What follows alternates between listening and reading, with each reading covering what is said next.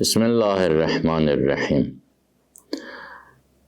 Allahın bizə vacib etdiklərindən biri də əmr bi məruf və nəhy münkərdir.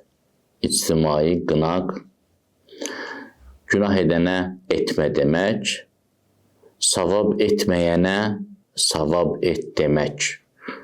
Qur'an-ı Kərimdə bu barədə çox ayə var. Biri də Ali İmran surəsinin 104-cü ayəsidir. Əuzu billahi minəşşeytanirracim. وَلْتَكُمْ مِنْكُمْ أُمَّةٌ يَدْعُونَ إِلَى الْخَيْرِ وَيَأْمُرُونَ بِالْمَعْرُوفِ وَيَنْهَوْنَ عَنِ الْمُنْكَرِ وَأُولَٰئِكَ هُمُ الْمُفْلِحُونَ.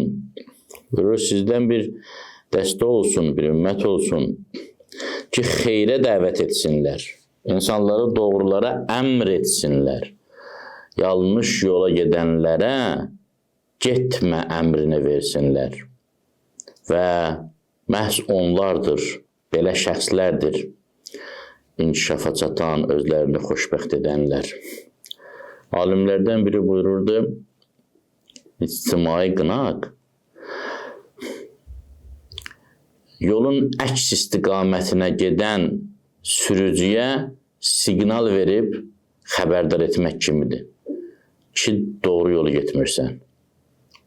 Qarşıda faciə baş verər, qəza baş verə bilər. Düz getmirsən yolunu. Gərək qaydasan, doğru yolu gedəsən. Allah bizi doğru yoldan çıxarmasın. İnşallah ki, Allah dualarımızı qəbul edir.